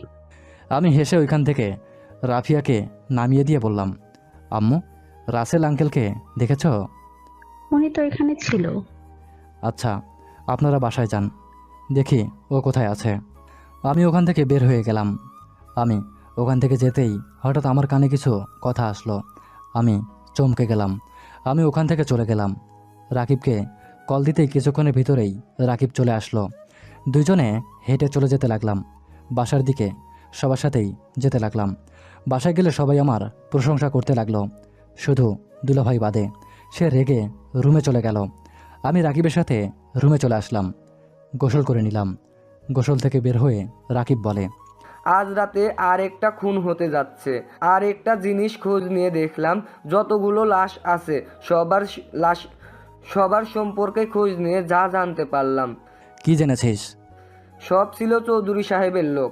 আর এই লোকগুলোর একজনও ভালো ছিল না, লুচ্চা প্রেমরাগ ছিল। যে মারছে আমাদের মনে হয় ভালো কাজ করেছে। এইসব মানুষের মৃত্যুর দরকার। কেউ নিজের হাতে আইন তুলে নিতে পারে না, পাপীদের শাস্তি দেওয়ার জন্য সরকার আছে। মাঝে মাঝে আইনের উপরে হাসি আছে।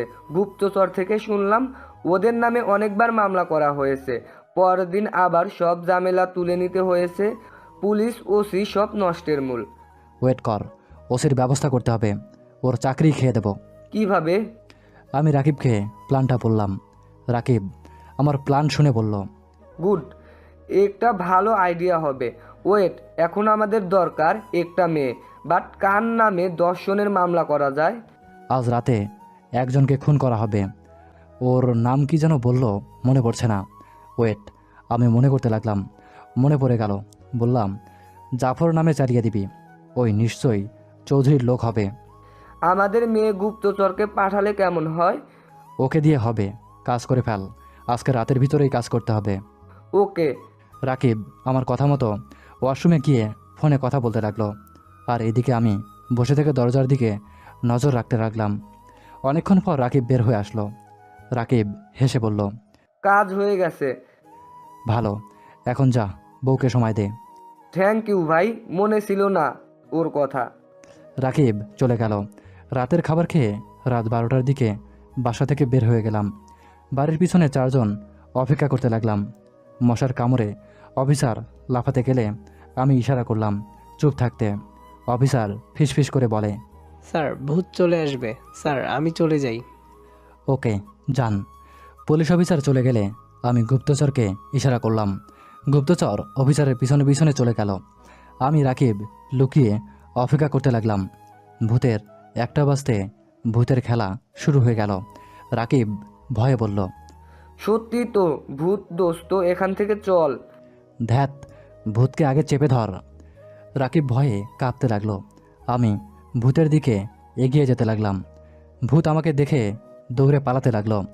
রাকিব এইটা দেখে অবাক হয়ে গেল। আমি রাকিব দুজনে ভূতের পিছনে ছুটতে লাগলাম। হঠাৎ করে গুলির শব্দ হলে দুজনে থমকে গেলাম। দৌড়ে পিছনে আসলাম। দেখি জাফরের লাশ ঝুলছে, ওর সাথে বড় বড় করে লেখা, কেউ বাঁচবে না, আমি সবাইকে মেরে ফেলবো, কেউ বাঁচবে না। রাকিব ধরতে যাবে, সাথে সাথে আমি বললাম, স্টপ। কেন? আমি রাকিবের কোনো কথার উত্তর না দিয়ে দৌড়ে বাসার ভিতরে ঢুকে পড়লাম। বাসার ভিতরে ঢুকে খুঁজতে লাগলাম। কোথাও কাউকে না পেয়ে হুট করে চোখ গেল পাশের রুমের ফ্লোরের দিকে। একটা হাতের রিং পরে আছে। আমি রিংটা হ্যান্ড গ্লোভস পরে তুললাম। রিংটা দেখে মনে করতে লাগলাম, এই রিং কোথায় যেন দেখেছি। কোথায় দেখেছি খেয়াল কেন আসছে না। অনেক চেষ্টা করে মনে করতে পারলাম না। আমি নিচে নেমে আসলাম। রাকিবকে নিয়ে ওখান থেকে বের হয়ে আসলাম। গুপ্তচর আমাকে যা বলল, স্যার অফিসার খুনির সাথে সংযোগ আছে। এখন থেকে বের হয়ে স্যার আমাদের ব্যাপারে কাউকে ফোনে কল দিয়ে বলে দেয়, বাইক নিয়ে এখন থেকে চলে আয়। তার মানে খুনিকে সেই সাহায্য করেছে। এই জন্যই তো লাশের পাশে কোনো কুলু নাই। খুনি যতই চালাক হোক, একটা তো একটা ভুল করবে। অথচ এতগুলো খুন হলো, কোনো কুলু নাই। এই অফিসারকে পরে দেখছি, আগে এই খুনিকে বের করতে হবে। চলো বাসায় চলে যাই। আমি আর রাকিব গুপ্তচরের সাথে চলে গেলাম। অর্ধেক রাস্তায় গিয়ে গাড়ি থেকে নেমে এক জায়গায় লুকিয়ে পড়লাম। অনেকক্ষণ অপেক্ষা করার পর দেখতে পেলাম একটা বাইক নিয়ে চলে যাচ্ছে। রাকিব হাঁ করে তাকিয়ে থাকলো। রাকিব ধরতে গেলে সাথে সাথে আমি হাত দিয়ে ধরে বসিয়ে থাকলাম। খুনি চলে গেলে আমি আর রাকিব বের হয়ে গুপ্তচরকে বের হতে বললাম। ও বের হলে 3 জনে যেতে লাগলাম। রাকিব বলে ওঠে, শেষমেশ কিনা এত বড় ধোকা খেলাম। খুনিকে ছেড়ে ভেবে বসেছিলাম, অথচ খুনি এইটা মেয়ে। আর মেয়ে মানুষের মাথায় মাস্টার প্ল্যান কিভাবে আসতে পারে? আসলে ওই মেয়েটা আসল খুনি নাকি ওর পিছনে অন্য কেউ আছে? ধরতে দিলি না কেন? পারতি না, যে আমাদের বোকা বানিয়ে খুন করলো, এমনভাবে লুকালো, বোঝাই গেল না। আর তাকে এত সহজে ধরতে পারবি তোর মনে হয়? আসলেই তো, বাট ওকে এখন ধরার সুযোগ ছিল। জানতে হবে এই মেয়েটার সাথে ওনার কোনো সংযোগ আছে নাকি। কার? তোর? আর কিছু বলার আগেই থামিয়ে দিলাম। আমাকে রাকিবকে বাসায় নামিয়ে দিল গুপ্তচর। আমরা দেয়াল টপকে ভিতরে এসে পাইপ দিয়ে ভিতরে ঢুকে পড়লাম। দরজা নক হলে চমকে গেলাম। 2 জনে তাড়াতাড়ি করে জুতা খাটের নিচে লুকিয়ে ফেললাম। তাড়াতাড়ি করে মাস্ক, কোট, হ্যান্ড গ্লোভস খুলে সব নিচে ঢিল মেরে রেখে দিলাম। নিজেকে স্বাভাবিক করে নিলাম। রাকিব শুয়ে ঘুমানোর ভান করলো। রাকিব লাইট জ্বালিয়ে ঘুম ঘুম ভাব করে দরজা খুলে দিল। দরজা খুলে দেখে, এই ঘুমের ভান করা বন্ধ করো। আতিয়া দরজা লাগিয়ে দিয়ে ভিতরে ঢুকলো। আমি চমকে গিয়ে বললাম, আপু কি হয়েছে? তুমি এত রাতে এখানে কেন? কোথায় থেকে আসলি এত রাত করে? কই আপু, আমি তো ঘুমিয়েছিলাম।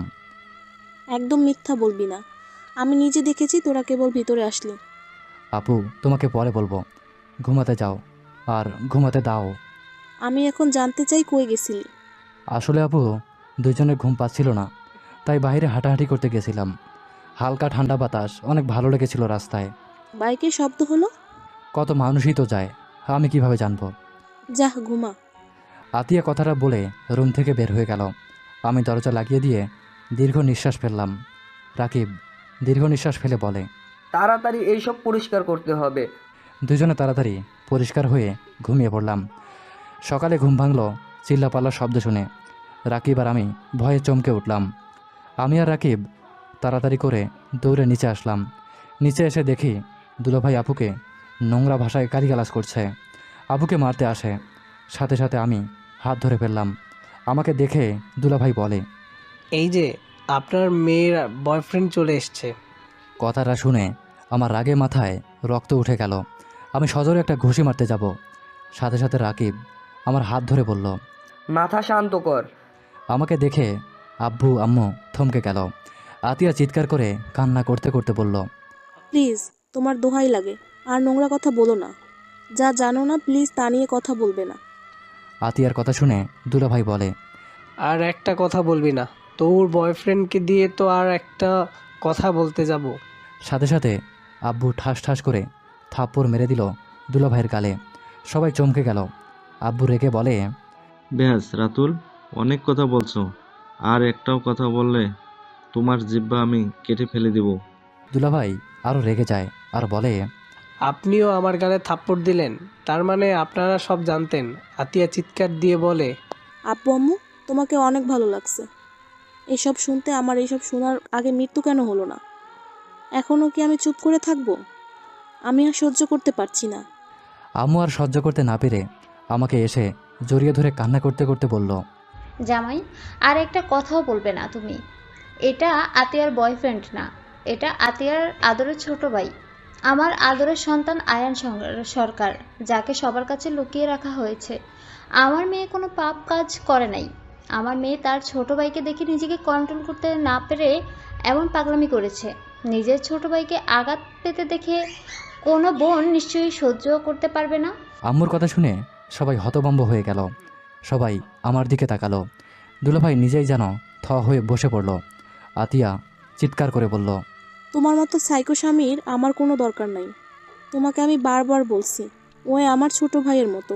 আমার কথা বিশ্বাস করো নাই? তুমি নাকি আমাকে পাগলের মতো ভালোবাসো। এই তোমার ভালোবাসা, যে স্ত্রীর উপর বিশ্বাস নাই? শুনতে পেলে? ওই আমার ছোট ভাই। আতিয়ার কথা শুনে দুলাভাই দৌড়ে এসে আতিয়ার পা জড়িয়ে ধরে কান্না করতে করতে বলে, বউ, আমাকে ক্ষমা করে দাও। তুমি তো জানো আমি তোমার সাথে কাউকে সহ্য করতে পারি না। তুমি ওর সাথে বেশি মিশছিলে, যেটা আমি সহ্য করতে পারছিলাম না। আমার মাথা খারাপ হয়ে যাচ্ছিল। প্লিজ আমাকে ক্ষমা করে দাও। দুলাভাই আতিয়াকে রেখে আমার পা ধরতে আসে। আমি সাথে সাথে দুলাভাইকে তুলে বললাম, ভাইয়া, আমার পা ধরবেন না প্লিজ। আপনার কোনো দোষ নেই। প্রিয় মানুষের পাশে কাউকেই সহ্য করা যায় না। আর আপনার কি দোষ? এই দুনিয়াতে কেউ তো জানেই না যে আমি কার সন্তান, কার ভাই আমি। আপনি জানলে তো আর এমন সন্দেহ করতেন না। ওকে আমি বারবার বুঝিয়েছি, তুই আমার ভাইয়ের মতো। ওই আমার কথা শুনে নাই। আপু প্লিজ, ভাইয়াকে ক্ষমা করে দাও। এখানে আমাদের ভুল আছে। ভাইয়াকে দোষ দিয়ে লাভ নেই। আমার ফোন বেজে ওঠে। আমি কলটা রিসিভ করতেই ও পাশ থেকে বলে ওঠে, আয়ান, তুমি আর রাকিব ওইখানে চৌধুরীর বাড়িতে যাও। চৌধুরী সাহেবকে মারার হুমকি দিয়েছে। যেভাবে হোক ওনাকে মরতে দেওয়া যাবে না। যদি ওনার কিছু হয় তাহলে আমাদের চাকরি চলে যাবে। ওকে বস, আপনি চিন্তা করবেন না। তাড়াতাড়ি করো। আমি কলটা কেটে দিয়ে বললাম, আপু প্লিজ, ভাইয়াকে ক্ষমা করে দাও। ভাইয়া তোমাকে অসম্ভব ভালোবাসে। আমি এই কয়েকদিনের মধ্যেই বুঝতে পেরেছি। প্লিজ এইসব ভুল বোঝাবুঝি বাদ দাও। রাকিব, তাড়াতাড়ি আমাদের বের হতে হবে। তাড়াতাড়ি করে আমাদের ব্যাগ নিয়ে আসো। কোথায় যাবি? যা বলেছি ওইটা করো। আর প্লিজ আমার আসল পরিচয় কেউ বাইরে বলবেন না। এখানে উপায় ছিল না, তাই উনি ভুলে আসল পরিচয় দিয়েছে। আমি ওনাদের কোনো সন্তান না। আমি 15 বছর আগেই মারা গেছি। রাকিব আসলে আমি কাউকে কোনো কথা না বলতে দিয়ে বের হয়ে গেলাম দৌড়ে। তাড়াতাড়ি করে দুজনে ব্যাগ থেকে পোশাক বের করে আগুন ধরিয়ে দিলাম আমাদের ব্যাগে। ঢিল মেরে ফেলে দিলাম দূরে। তারপর সোজা কিছু দূরে গিয়ে ভ্যান নিয়ে চৌধুরী বাড়িতে গেলাম। পুলিশ আমাদের নিয়ে ভিতরে গেল। আমাদের দুজনকে চৌধুরীর সাথে পরিচয় করিয়ে দিল। ওনার সাথে অনেকক্ষণ কথা বলার পর চৌধুরী নিজের রুমে যায়। রেডি হয়ে নিচে এসে আমাদের সাথে কথা বলতে ডাকলো। হঠাৎ তিয়া এসেছে, চৌধুরী সাহেবের পাশে বসে বলল, আব্বু, তুমি কি অনুষ্ঠানে যাবে না?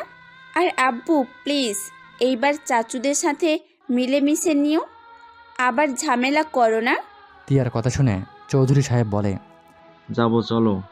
আব্বু, এই গার্ড নেওয়া বাদ দাও। আমার এসব গার্ড দেখলে মেজাজ গরম হয়ে যায়। একদম ওনাদের নিবে না, বলে দিলাম। তিয়ার ভাই এসে বলে, হ্যাঁ আব্বু, তুমি কি ভয় পাও না? তোমার ছেলে মেয়ে থাকতে কেউ তোমার কোনো ক্ষতি করতে পারবে না। তিয়ার ভাই কথা শুনে চৌধুরী সাহেব ওদের সাথে চলে গেল। গার্ড হিসাবে পুলিশ অফিসার গেল। আমার হঠাৎ করে রিংয়ের কথা মনে পড়তেই আমি চমকে গেলাম। আমি তাড়াতাড়ি করে একজন পুলিশের বাইকের চাবি নিয়ে গাড়ির পিছন পিছন যেতে লাগলাম। রাকিব আমাকে বলতে লাগলো, কোথায় যাচ্ছি? আর গাড়ি প্রচণ্ড লাগছস কেন? দরকার আছে। আমি গাড়ির পিছনে পিছনে যেতে লাগলাম। দৌড়ে ভিতরে ঢুকলাম। ভিতরে ঢুকে চৌধুরী সাহেবকে খুঁজতে লাগলাম। অনেকক্ষণ খোঁজার পর একজনের থেকে শুনলাম দ্বিতীয় তলায় গেছে, তার ফ্যামিলি মিটিংয়ে আছে। আমি দৌড়ে যেতে লাগলাম। রাকিব আমার সাথে যেতে লাগলো। দুইজনে সিঁড়ি বেয়ে উপরে উঠে কিছুক্ষণ হাঁটুর উপরে হাত রেখে নিঃশ্বাস ফেলতে লাগলাম জোরে জোরে। রাকিব আমাকে কিছু বলার আগেই আমি দৌড়ে যেতে লাগলাম। চেক করতে লাগলাম কোন রুমে আছে। চেক করতে করতে পেয়ে গেলাম। ভিতরে ঢুকতে গেলে আমাকে ঢুকতে দিল না। আমি নিজের আইডি কার্ড দেখালে আমাদের ঢুকতে দিল না। আমি মেরে ভিতরে ঢুকলাম। ভিতরে গেলে অবাক হয়ে গেলাম, এখানে অনেকজন আছে।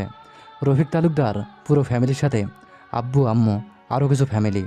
আমাকে দেখে চৌধুরী সাহেব বলে, কি ব্যাপার, আপনারা দুইজন এখানে? সরি স্যার, ক্ষমা করবেন, আপনাদের এখানে এসেছি বিরক্ত করার জন্য। স্যার, আপনার ছেলে মেয়েদের তো দেখছি না। চৌধুরী সাহেব কিছু বলার আগেই হঠাৎ করে এখানে কিছু মুখোশ পরা লোক এসেছে। গোলাগুলি করতে শুরু করলো। সবাইকে চুপচাপ থাকার ইশারা করলো। অনেকজন ভয়ে দৌড়ে পালিয়ে গেল। শুধু থেকে গেল রফিজ তালুকদার, আতিয়া আর আব্বু আম্মু। একজন চৌধুরীর দিকে গান পয়েন্ট করলে আমি বলে উঠি, স্টপ, ওনার কোনো ক্ষতি করবেন না। এমন কেন করছো? কি ক্ষতি করেছে ইনি তোমার? এখনই এখান থেকে লোকজন নিয়ে চলে যাও। আয়ানকে নরম কণ্ঠে হুমকি দেশ, সবগুলোকে এক এক করে গুলি করতে থাক। না প্লিজ, তুমি এমন কাজ করবে না। তুমি এমন কেন করছো? আমি তোমাকে কিন্তু ঠিকই চিনে ফেলেছি। প্লিজ এখান থেকে চলে যাও। আমি ওকে খুন না করে এখান থেকে যাব না। কণ্ঠটা শুনে সবাই চমকে গেল। চৌধুরী সাহেব বলে ওঠে, টিয়া তুই? টিয়া সাথে সাথে মুখোশ খুলে বলল, হ্যাঁ আমি। সবাই হতভম্ব হয়ে গেল। হঠাৎ করে ইশারা করলে, টিয়ার গার্ডদের এক এক করে গুলি করলে। সব বসে পড়ল। চৌধুরী সাহেবের লোকটা এসেছে, ওদের বেঁধে ফেলল। কয়েকজনকে মেরে ধরে বেঁধে ফেলল। টিয়ার হাত থেকে পিস্তল নিয়ে মাথায় গান পয়েন্ট করে ধরল চৌধুরী সাহেব। চৌধুরী সাহেব হেসে বলে, আমি জানতাম আমার কাছে কেউ আমাকে এই হুমকি দিয়েছে, আর আমি এটাই জানতাম না যে আমার নিজের মেয়ে আমাকে মারতে চায়। আর ধন্যবাদ, আপনারা দুইজন না আসলে আমরা ধরতেই পারতাম না। কথাটা বলে টিয়ার গালে ঠাস ঠাস করে থাপ্পড় মারলে টিয়া ছিটকে আমার পায়ের কাছে এসে পড়ল। টিয়াকে তুলতে গেলে সাথে সাথে টিয়া আমার মুখোশ টেনে খুলে ফেলল। আমাকে দেখে টিয়া হতভম্ব হয়ে গেল। আয়ান তুমি? হ্যাঁ আমি টিয়া। তুমি তোমার আব্বুকে কেন খুন করতে চাও? তুমি এটা কি করলে? তুমি আমাকে ধরিয়ে দিলে? তুমি কাকে সাহায্য করলে? মানে? টিয়া তুমি একটা ভুল রাস্তায় কাজ করছো।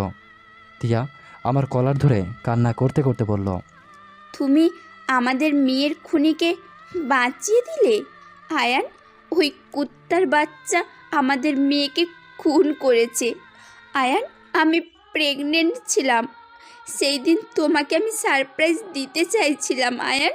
তোমার জন্য হোটেলে সারপ্রাইজ রাখছিলাম আমি, যেখানে তোমাকে বার্থডে উইশ করব আর আমাদের সন্তানের কথা জানাতে চেয়েছিলাম। কিন্তু আর কিছু বলবে সাথে সাথে চৌধুরী সাহেব ওর লোকেদের ইশারা করলে আমাদের মারতে আসলো। রাকিব আর আমি মেরে ফেলে দিলাম। টিয়া লাথি দিল একটাকে। টিয়া আমাকে বলল, আয়ান, সেই দিন আমার গাড়িটা পুড়িয়ে দিয়েছিল জাফর আর 2 জন ছিল। আমাকে ওইখান থেকে তুলে নিয়ে আমার ওই জানোয়ার বাপ নিয়ে এসেছে। যখন জানতে পারি আমি প্রেগনেন্ট, তখন তার মাথা খারাপ হয়ে যায়। আমার সন্তানকে মারার জন্য ওরা আমাকে অ্যাবর্শন করার জন্য নিয়ে গেল। ডাক্তার করাতে রাজি হয় না। সেই দিন আমার মেয়ে হয়। সেই দিন এই জানোয়ার আমার কাছ থেকে কেড়ে নিয়ে যায়। যারা যারা আমার মেয়েকে হত্যা করেছে আমি সবাইকে মেরেছি, সবাইকে। শুধু এই জানোয়ারকে মারতে দিলে না। আয়ান, আয়ান, এমনটা কেন করলে তুমি? তিয়ার কথা শুনে আমার চোখ বেয়ে পানি পড়তে লাগলো। তিয়া চিৎকার করে কাঁদতে লাগলো। আমি তিয়াকে বুকে জড়িয়ে নিয়ে শক্ত করে ধরলাম। তিয়া কান্না করতে লাগলো। আমার শার্ট খামচি দিয়ে ধরে চৌধুরী সাহেব বলে, ও তার মানে তুই সেই মেয়ের জন্মদায়িত্রী পিতা? কথাটা বলে যেই না গুলি করতে আসবে, সাথে সাথে আমি তিয়ার আব্বুর মাথায় গুলি করে দিলাম। সাথে সাথে পুলিশ অফিসার এসে বলে, স্যার, ওনার গুলি দিয়ে আপনার গায়ে গুলি করে নেন, তাহলে একটা প্রমাণ করা যাবে এই সব কিছুর সাথে উনি দায়ী ছিল। আমার শাস্তি আমাকে পেতে হবে। আমাকে অ্যারেস্ট করেন। রাকিব তাড়া করে চৌধুরী সাহেবের কাছে আসে। তার হাত ধরে আমার হাতে গুলি করে দিল। আতিয়া, তিয়া, আব্বু আম্মু দৌড়ে এসে আমাকে ধরলো। আম্মু আমাকে ধরে বলল, এই ছেলেটা কি করলো? আম্মুর কথা শুনে রাকিব বলে, আন্টি চিন্তা করবেন না, এখানে ভালো জন্য করা হয়েছে। অফিসার নিয়ে যান। আর আঙ্কেল আন্টি আপনাদের কিছু কথা কোর্টে প্রমাণ দিতে হবে। বলবে এখানে গোলাগুলি চলতে চলতে আয়ান স্যারের গুলি লাগে, আমরা বাঁচার জন্য ওনাকে গুলি করতে বাধ্য হয়। আর এতদিন যত খুন হয়েছে সব চৌধুরী সাহেবের লোক করেছিল। রাকিবের কথা শুনে তিয়ার ভাই এসে বলে, আপু, তুই এত কষ্ট লুকিয়ে রাখছিলি, একবার আমাকে বলোস নাই কেন? এই লোকটা নিজের মান সম্মানের জন্য নিজের মেয়ের সন্তানকে খুন করলো। স্যার, যত প্রমাণ লাগে আমি দিব। আমার আপুকে প্লিজ ধরবেন না। তিয়ার ভাইয়ের কথা শুনে পুলিশ বলে, তাহলে আপনাকে কোর্টে বলতে হবে। আপনার বাপের সব কুকর্মের ব্যাপার আপনি জানতেন, ভয়ে মুখ খুলতে পারেন নাই। এইসব কিছু আপনার আব্বু করছে? পুলিশের কথা শুনে তিয়ার ভাই রাজি হয়ে যায়। তিয়া আমার হাত থেকে গুলি বের করে দিল। আমি থ হয়ে তিয়ার দিকে তাকিয়ে থেকে বললাম, এত কিছু হয়ে গেল, অথচ তুমি আমাকে একবারও জানালে না। কি জানাতাম? আব্বু যদি তোমার ব্যাপারে জানতো তোমাকে খুন করে ফেলতো। আমি কিভাবে তোমার মৃত্যু মেনে নিতাম বলো? আমি তিয়ার বুকে জড়িয়ে ধরে কান্না করতে করতে বললাম, তিয়া, আমাকে তুমি যেমন ভাবো আমি তেমন না। তিয়া, আমি গোয়েন্দা বিভাগের সদস্য। আমার কথা শুনে সবাই অবাক হয়ে গেল। তিয়া রাগ করে বলে, তুমি আমাকে মিথ্যে বলছো। এই সরল বোকা সেজে থাকে আমাকে বোকা বানাইছো। তিয়া, তুমি পুলিশ অফিসার, সেটা তো আমাদের কখনো বলো নাই। আমাদেরকে যে রূপ দেখিয়েছ সেটা তো তোমার আসল রূপ ছিল না। আমার কথা শুনে তিয়া কিছু বলল না। আতিয়া বলে ওঠে, ভাই তুই গোয়েন্দা? আব্বু দেখেছো সারা জীবন বলছো আমার ভাই কিছু করতে পারবে না জীবনে, দেখো আমার ভাই গোয়েন্দা হয়েছে। আতিয়ার কথা শুনে আব্বু আমাকে শক্ত করে জড়িয়ে ধরে কান্না করতে করতে বলে, আয়ান, আমাকে ক্ষমা করে দে। আমি তোমাকে কখনোই বুঝতে পারি নাই। আয়ান, সেদিন কেন বলস নাই? ওই আতিয়ার সাথে জঘন্য কাজ করতে নিয়েছিল, আমাদের বলে আজ এত কিছু হতো না। আব্বু, অতীত ভেবে সময় নষ্ট আমি আর করতে চাই না। আমার কপালে যা আছে তাই হচ্ছে, এইসব ভেবে লাভ নেই। আর আব্বু, আম্মু, সরি, তোমাদের না জানিয়ে বিয়ে করেছি। তিয়া আমার স্ত্রী। সব তো শুনলাম, এই চৌধুরী এত খারাপ, আমার ভাতিজাকে মেরে ফেলেছে। বদমাইশ, না মারলে আমি ওকে খুন করতাম। মা, কান্না করে না। আজ থেকে আমার একটা মেয়ে না, আজ থেকে তুমিও আমার মেয়ে। আমরা তোমার মা বাবা। তিয়া ইমোশনাল হয়ে জড়িয়ে ধরল আব্বু আম্মুকে। আতিয়া আমিও জড়িয়ে ধরলাম। সমাপ্ত।